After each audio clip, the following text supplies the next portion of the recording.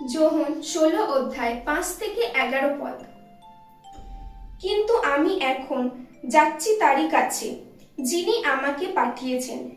কই, তোমরা তো এখন কেউই আমাকে জিজ্ঞেস করছো না যে আপনি কোথায় যাচ্ছেন। বরং তোমাদের এই কথা বলেছি বলে তোমাদের হৃদয় কিনা এখন দুঃখেই ভরে উঠেছে। তাহলেও আমি তোমাদের একটা সত্যি কথাই বলছি, তোমাদের ভালোর জন্যই আমি চলে যাচ্ছি। কারণ আমি না গেলে সেই সহায়ক যিনি, তিনি তোমাদের কাছে আসবেনই না।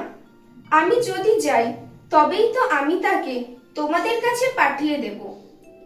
আর তিনি যখন আসবেন তখন তিনি প্রমাণ করে দেবেন যে পাপ, ধর্মিষ্ঠতা ও বিচারের ব্যাপারে এই সংসার কত ভ্রান্ত পাপের ব্যাপারে। কারণ সংসারের লোকেরা আমাকে বিশ্বাস করে না। ধর্মিষ্ঠতার ব্যাপারে, কারণ আমি পিতার কাছেই যাচ্ছি। এরপর তোমরা আমাকে আর দেখতে পাবে না।